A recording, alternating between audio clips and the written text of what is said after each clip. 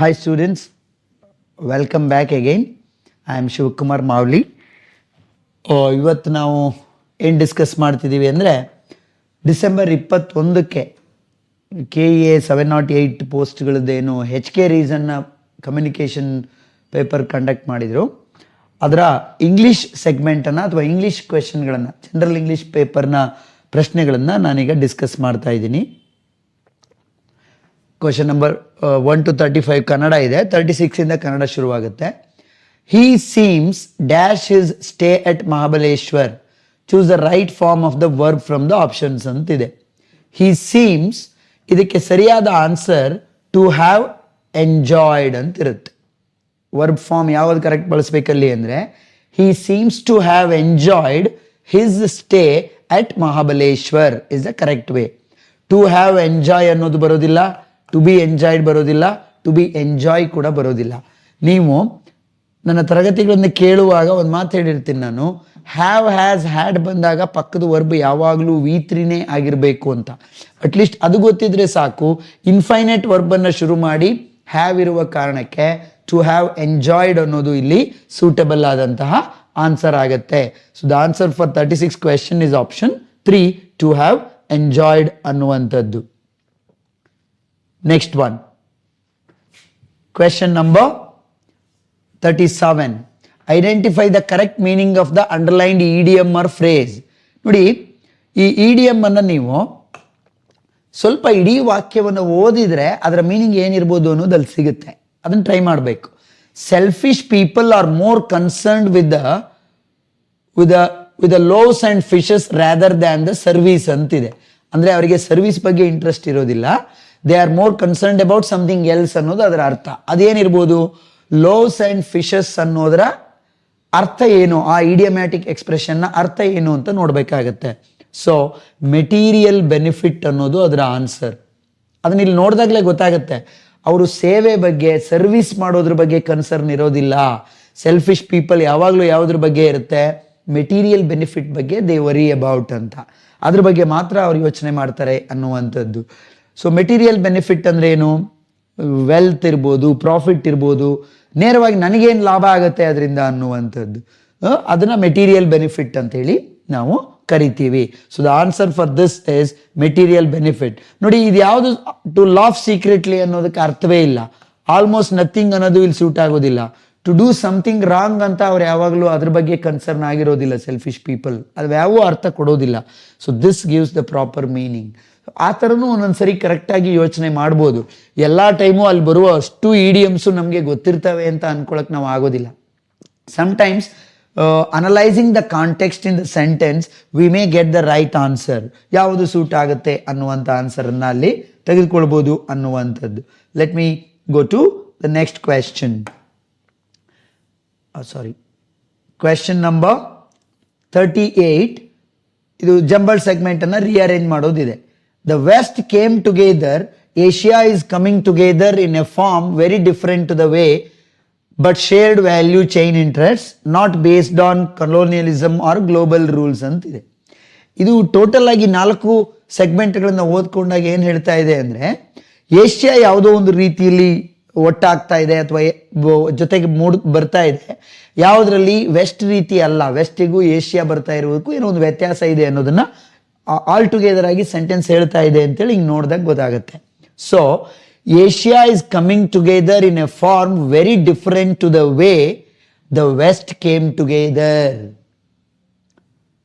Not based on colonialism or global rules but shared value chain system. BADC ಅನ್ನೋದು ಇದಕ್ಕೆ answer ಆಗುತ್ತೆ. Option 3 BA.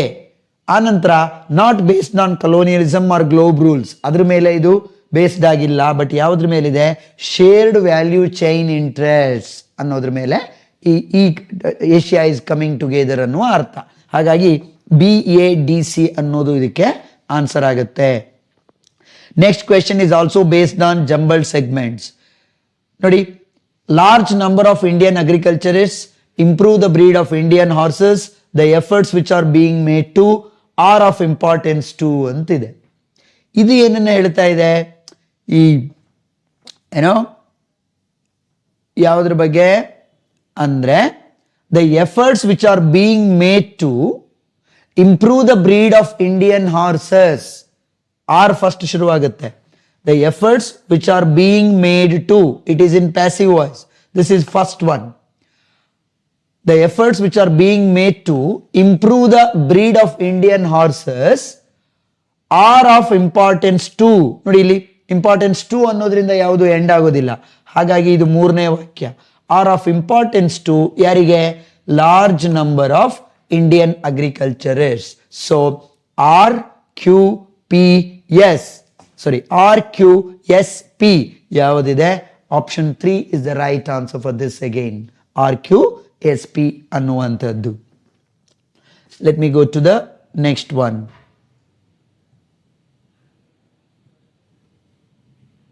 Question number 40. Meaning ಅನ್ನ ಕೊಟ್ಟಿದ್ದಾನೆ. ಈ ವಾಕ್ಯವನ್ನು ಓದಿದಾಗ ನೋಡಿ ಅದು ಆಲ್ಮೋಸ್ಟ್ ಸುಲಭವಾಗಿ ಗೊತ್ತಾಗೋ ತರ ಇದೆ meaning. The song had a soporific effect on the patient ಅಂತಿದೆ. ಈ ಸಪೋರಿಫಿಕ್ ಅಂದ್ರೆ ಏನು?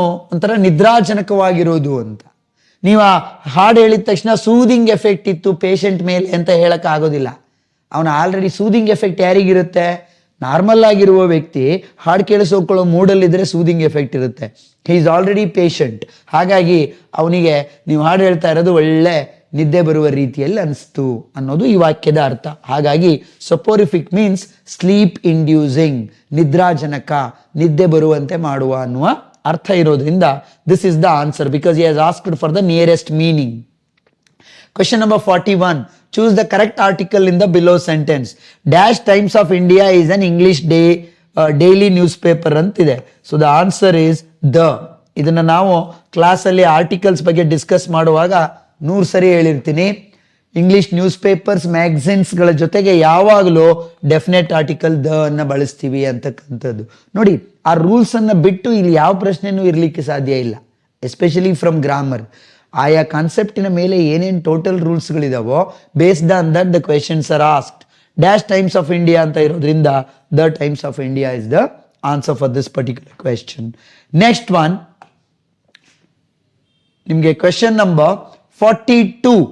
By 2030 the company dash for 50 years ಅಂತ. ನೋಡಿ, ಇದಕ್ಕೆ ನಮಗೆ ಬೇಕಾಗಿರುವಂಥದ್ದು ಏನು ಅಂದ್ರೆ ಆರ್ಟಿಕಲ್ಗಳ ನಾಲೆಡ್ಜ್, ಟೆನ್ಸಸ್ಗಳ ನಾಲೆಡ್ಜು ನೀಟಾಗಿರ್ಬೇಕು. ಯಾವ ಕ್ರಿಯೆ ಭವಿಷ್ಯತ್ ಕಾಲದಲ್ಲಿ ಒಂದು ಪರ್ಟಿಕ್ಯುಲರ್ ಪಾಯಿಂಟ್ ಅಲ್ಲಿ ಮುಗಿಯುತ್ತೆ, ಸಂಪೂರ್ಣವಾಗಿ ಫಿನಿಶ್ ಆಗುತ್ತೆ ಅನ್ನೋದು ನಮ್ಗೆ ಗ್ಯಾರಂಟಿ ಇರುತ್ತೋ ಅವಾಗ ನಾವು ಫ್ಯೂಚರ್ ಪರ್ಫೆಕ್ಟ್ ಟೆನ್ಸ್ ಅನ್ನ ಬಳಸ್ತೀವಿ ಅನ್ನೋದನ್ನ ನಾವು ಕಲ್ತಿರ್ತೀವಿ. ಸೊ ಬೈ 2030 ಏನಾಗ್ತಾ ಇದೆ? The company will have operated for 50 years.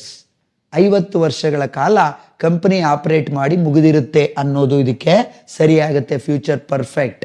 ಆದರೆ ಈ ಕ್ವೆಶನ್ಗೆ actually option 4 can also be answer. ಯಾಕೆ ಅಂದರೆ ಇದು ಎರಡೂ ಆನ್ಸರ್ ಆಗ್ಬೋದು. ಈ ಥರದ ಆಂಬಿಗ್ಯೂಟಿ ಇರುವ ಪ್ರಶ್ನೆಗಳನ್ನು ಸಾಧ್ಯವಾದಷ್ಟು ಅವಾಯ್ಡ್ ಮಾಡೋದು ಒಳ್ಳೆಯದು. ಒಂದು ಫಾರ್ 50 years ಆಗುತ್ತೆ ಅನ್ನುವ ಒಂದು ಪಾಯಿಂಟ್ ಆಫ್ ಟೈಮ್ ಅನ್ನು ಹೇಳಿ ಮುಗಿಸುತ್ತೆ ಈ ವಾಕ್ಯ ಫ್ಯೂಚರ್ ಪರ್ಫೆಕ್ಟ್ ಟೆನ್ಸ್ ಬಳಸಿದಾಗ. ಇನ್ನೊಂದು by 2030 the company will have been operating for 50 years ಅಂತ ಹೇಳಿದಾಗ ಅದು ಒಂದು ಫ್ಯೂಚರ್ ಪರ್ಫೆಕ್ಟ್ ಕಂಟಿನ್ಯೂಸ್ ಟೆನ್ಸ್ ಅನ್ನ ಸಿಗ್ನಿಫೈ ಮಾಡ್ತಾ ಇದೆ. This can also be answer for this particular question. I don't know how you take it, but the more accurate is option 3. But we can challenge this can also be an answer as ಅಲ್ಲಿಗೆ ನಿಲ್ಲಿಸ್ಬಿಡೋದಿಲ್ಲ 50 ವರ್ಷ. It will be operating ಅಲ್ವಾ, will have been operating, ಮುಂದುವರ್ಸ್ಕೊಂಡು ಹೋಗ್ತಾ ಇರುತ್ತೆ for 50 years and more ಅನ್ನೋದು ಅದರ ಅರ್ಥ ಕೊಡುತ್ತೆ. ಹಾಗಾಗಿ option 4 can also be an answer, but I think there is a chance to fight with this particular question ಅಂತ ಹೇಳ್ಬೋದು. Question number 43. She looks exhausted. She dash since Don.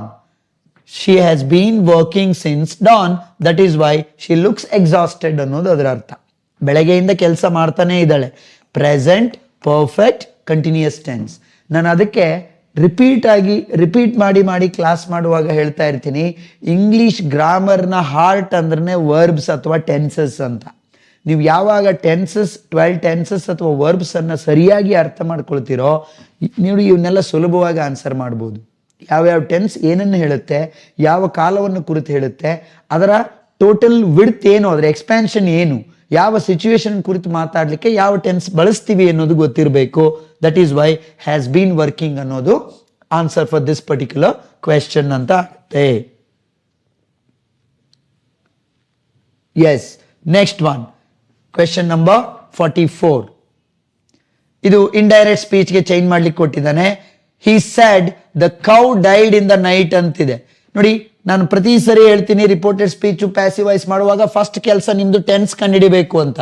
Simple past tense ಅಲ್ಲಿ ಇದೆ according to the rules of direct indirect speech. ಅದಕ್ಕೆ ನಾನು ನಿಮ್ಗೆ ನೀಟಾಗಿ ಪುಸ್ತಕದಲ್ಲೂ ಕೂಡ ಹಾಗೆ ವಿವರಿಸಿರೋದು. ಯಾವ್ಯಾವ ಟೆನ್ಸು ಯಾವ ಟೆನ್ಸ್ ಆಗಿ ಕನ್ವರ್ಟ್ ಆಗುತ್ತೆ, ಪ್ರನೌನ್ ಹೇಗೆ ಚೇಂಜ್ ಆಗುತ್ತೆ. ಸಿಂಪಲ್ ಪಾಸ್ಟ್ ಟೆನ್ಸ್ ಇರೋದು ಪಾಸ್ಟ್ ಪರ್ಫೆಕ್ಟ್ ಆಗಿ ತಾನೇ ಬದಲಾಗಬೇಕು.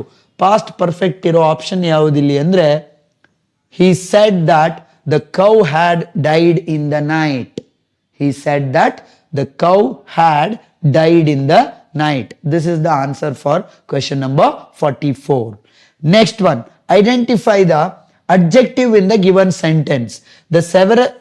There are several mistakes in your answer ಅಂತಿದೆ. ನೋಡಿ, ಇದರಲ್ಲಿ ಅಡ್ಜೆಕ್ಟಿವ್ ಯಾವುದು? ಸೆವೆರಲ್. ಯಾಕೆಂದ್ರೆ ಮಿಸ್ಟೇಕ್ಸ್ ಅನ್ನುವಂಥದ್ದು ನೌನ್. ಎಷ್ಟು ಮಿಸ್ಟೇಕ್ಸ್ ಇದಾವೆ? ಸೆವೆರಲ್ ಮಿಸ್ಟೇಕ್ಸ್ ಇದಾವೆ ಅಂತ ಹೇಳ್ತಾ ಇದೆ.